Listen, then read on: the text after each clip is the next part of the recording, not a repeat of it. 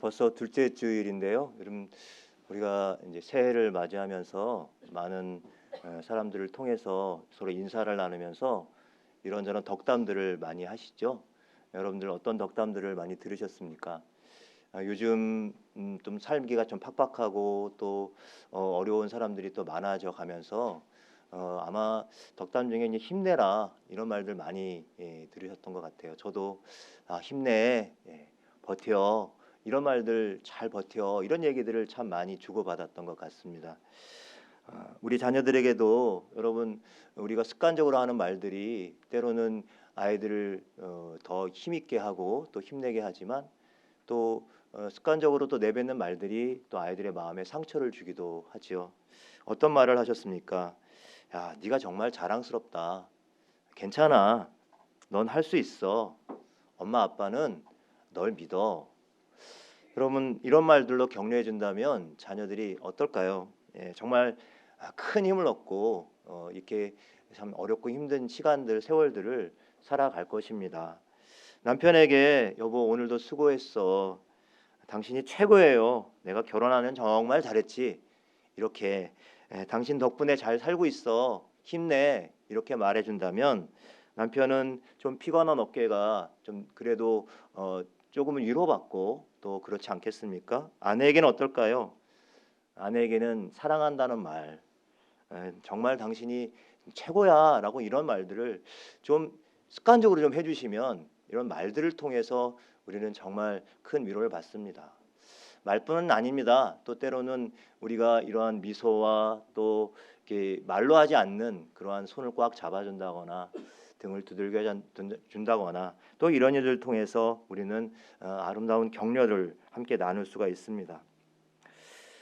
이렇게 치열한 경쟁 속에서 살아가면서 이리저리 치이는 그 삶 속에서 우리는 누군가의 격려와 또 칭찬과 위로 그 한마디가 참 우리의 마음을 따뜻하게 해주고 위로가 되는 것 같아요. 여러분 이 시간 잠깐 옆에 있는 분들에게 한번 인사 나누시겠어요? 힘내십시오 이렇게 한번 인사 나누실까요? 네, 네, 힘내세요 이렇게 한번 나누세요. 네, 네, 우리가 버텨내고 이겨낼 힘이 도대체 어디로부터 오는지 모르지만 지금 이 순간에 여러분들이 함께하는 이 공동체 안에서 서로를 격려하는 것은 또 우리에게 큰 힘이 될 줄로 믿습니다. 대부분 우리가 이 누군가가 격려가 필요한 존재라는 사실에 대해서는 우리가 본능적으로 반응을 하지만 우리 자신이 누군가를 이렇게 격려해 줄 수 있는 사람이라는 건 자꾸 잊어버리고 살아갑니다. 사랑하는 가족들에게 또 사랑하는 이렇게 지금 하신 것처럼 우리 교회 가족들에게 따뜻한 말 한마디가 참으로 귀한 위로가 되고 격려가 된다는 사실을 기억하면서 올 한 해 그렇게 서로에게 힘을 북돋아주는 우리 높은 데 섬기는 교회 우리 성도들 되시기를 바랍니다. 오늘 주신 말씀에도 이런 말씀이 나와요. 격려라는 말씀이 나오고 있죠. 24절에 서로 돌아보아 사랑과 선행을 격려하라 이렇게 말씀을 하고 있습니다. 그러면서 25절에 보면요. 오직 권하여라는 말이 두 번이 나오고 있죠. 권하여라는 말이 두 번이 나오고 있습니다.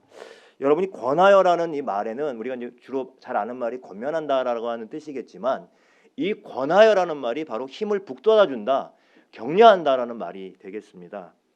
여러분 우리가 서로 돌아보고 격려하고 모이기를 힘쓰며 살아갈 수 있는 힘은 좀 전에 아까 말씀드렸지만 어디로부터 오는 걸까요? 어디로부터 오는 걸까요? 여러분 우리가 지금 서로를 격려했지만 우리의 격려하는 말은 언젠가는 비난으로 돌변할 수 있죠. 사람의 격려와 위로는 한결 같을 수 없다는 거예요. 어제는 당신 참 이뻐했지만 오늘은 왜 이렇게 보기가 싫은지 그럴 수 있는 거잖아요. 그렇죠?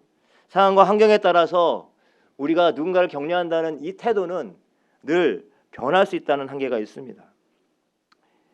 그래서 정말로 우리 인생을 향한 우리의 삶을 향한 진정한 변함없는 격려는 우리들 안에 있는 게 아니라 바로 하나님께로부터 온다는 사실을 우리가 꼭 믿어야 할 줄로 믿습니다. 19절에 보면 우리가 잘 아는 말씀이잖아요. 오늘 설교의 제목이기도 합니다만 예수의 피를 힘입어. 예수의 피를 힘입어. 여러분 놀랍게도 힘입어라는 말도 우리가 격려라는 말과 똑같아요. 힘입어. 예수 그리스도의 보혈이 그 십자가가 오늘 우리의 우리를 휘장 가운데 열어놓으신 새로운 길로 우리를 보내고 계시다. 새로운 살 길로 우리를 나가도록 지금 이렇게 밀어 넣으신다는 거예요. 물론 좀 두려울 수 있죠. 때로는 그 길이 좀 헌신해야 되고 가시밭길일 수 있지만, 그러나 우리가 믿는 건 뭐예요? 예수 그리스도의 피, 십자가의 보혈, 이 보혈을 믿고 우리는 나아가는 것이죠. 그러면 우리에게 하나님의 집을 다스리는 큰 제사장이 계시다. 그분이 바로 우리의 편이시다. 우리 앞에, 우리의 옆에, 우리의 등 뒤에, 우리의 위아래, 그곳에 우리 주님이 나를 안고 계시고 바라보고 계시고 품고 계시고 붙잡고 계시고 나를 안위하신다는 거예요. 그러니 오늘 말씀에 우리의 소망이신 주님이 우리를 끊임없이 이렇게 힘 북돋아 주시고 격려해 주심을 믿으면서 그걸 잊지 말고 그 소망을 굳게 붙잡으라 라고 말씀해 주고 있는 것입니다. 여러분, 이 히브리서가 쓰여진 배경을 우리가 좀 살펴보는 것이 도움이 됩니다. 정말 예수 그리스도를 구주로 믿고 그리스도인으로서 살기로 다짐했던 유대교에 있었던 사람들, 그렇죠? 히브리인들이 이제 유대교에서 그리스도인들이 된 사람들이 있었어요. 이제 히브리 사람들, 히브리서잖아요, 그렇죠? 그 사람들은 자신들이 동족으로부터, 그러니까 히브리 사람들이 개종을 했으니까 그리스도인 계속 동족으로부터 핍박을 받고 또 질시를 받고 위협을 받았습니다. 그러나 그것뿐이 아니에요. 그런가 하면 로마 제국으로부터도 아주 견디기 힘든 박해를 받았어요. 당시의 상황은 어땠냐면요, 유대교는 로마에게 합법적으로 인정받는 종교였어요. 그러나 기독교는 불법이었던 것입니다. 그래서 당시 이 불법으로 규정됐었기 때문에 이렇게 로마의 박해를 받았던 거예요. 우리가 잘 아는 것처럼 폭군 네로에 의해서 로마의 대화재의 책임을 그 네로가 그리스도인에게 다 전가시키죠. 그래서 엄청난 박해가 오랫동안 시작이 됩니다. 이렇게 안팎으로 큰 핍박과 환난을 경험한 그 히브리 유대인 출신들의 성도들이 그게 너무 힘들고 너무 버겁고 그 핍박이 너무 힘들어서 또 그런 환난이 계속해서 또 언제 닥칠지 모르니까 그런 불안한 마음 가운데 있었던 거예요. 그때 바로 히브리서의 기자가 그 유대인들 출신의 그 기독교인들을 향해서 격려를 하고 용기를 북돋기 위해서 이 히브리서 말씀을 쓰게 되었던 것입니다. 그냥 유대교로 되돌아가서 불법이 아닌 그냥 합법의 울타리 안에서 그냥 안주하고 싶은 유혹들이 자꾸 불쑥불쑥 들어왔던 거죠. 더 이상 그리스도인으로 사는 게 너무 버겁고 힘겨워서 그렇게 힘들어했던 유대교 출신들의 그 성도들을 격려하기 위해서 그들이 인내심을 갖고 믿음을 지켜낼 수 있도록 그렇게 격려하고 있는 것입니다.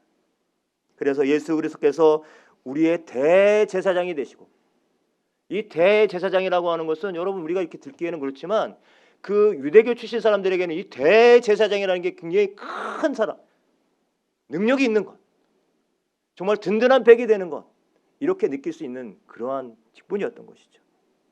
유일한 소망이 되시는 예수 그리스도, 그분을 붙잡고 넘어지지 않도록 서로 믿음을 지켜내고 버티도록, 또 누군가가 내 옆에서 낙심해서 나가 떨어지진 않는지, 믿음을 잃지는 않는지 돌아보는 거예요. 서로 돌아봐요.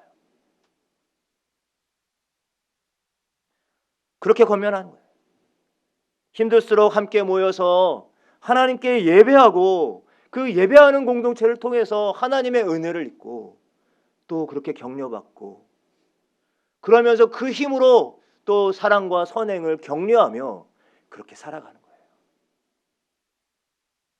여러분, 그래서 우리가 이렇게 예배하는 것이 여러분 우리 그리스도인 신앙의 처음이자 마지막이죠. 시작이자 끝이에요. 그런데 어느덧 우리의 마음 가운데, 우리의 삶 가운데 이런저런 바쁘다고 하는 핑계로 우리가 이런 예배에 대한 마음들, 물론 주일의 예배만 예배가 아니겠습니다만, 그러나 우리가 하나님께 공동체로 모여서 한 몸으로 하나님께 드리는 이 예배가 여러분 우리의 생명, 우리의 심장이 되어야 되지 않겠습니까? 이것을 회복해야 될 줄로 믿습니다. 네. 그래야지만 우리가 누군가를 향해서 우리의 주님의 손과 발에서 나갈 수 있는 거예요. 우리가 그냥 자동적으로 손과 발이 되는 게 아니라 여기에는 바로 예수 그리스도의 피를 힘입는 것, 이것이 바로 중요한 일이죠. 우리가 함께 예배의 공동체로, 은혜의 공동체로 함께 나아가는 이 길, 이건 혼자서 가는 길이 아닙니다. 우리가 함께 가는 길이죠. 이 길은 우리가 열어놓은 길이 아니에요. 바로 예수 그리스도께서 자신의 몸을 찢어서 그래서 열어놓은 길이라고 하는 사실이죠. 우리에게 그 길을 걸어가라 하시는 거예요. 하나님 나라의 방식으로 사는 길을 너에게 열어놓았으니 이제 담대하게 그 길을 따라 나아가라. 그 소망을 붙잡고 서로를 돌아보며 또 사랑과 선행으로 그렇게 서로 격려하면서 나아가라고 말씀하고 있습니다. 오늘 아침에 우리는 하나님의 가족으로서의 공동체, 교회에 대한 말씀을 배웠습니다. 여러분, 우리가 서로를 돌아보려면 우리가 상대방이 있어야 되잖아요. 나 혼자서 하나님께 나온 게 아니고, 그렇죠?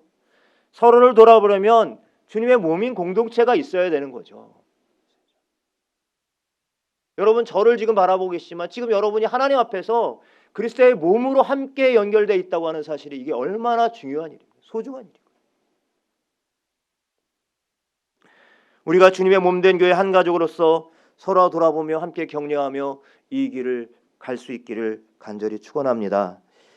그래서 무관심과 다툼과 정죄함과 판단으로 가득 찬 이 세상에서 서로를 격려하며 마음을 합해서 넘어지지 않도록 붙들어주고 그렇게 모이기를 힘쓰고 서로를 향한 관심과 배려를 잊지 않는 그런 저와 여러분, 우리 높은 뜻 섬기는 교회, 우리 모든 성도들, 지체들 되시기를 간절히 축원합니다. 아멘.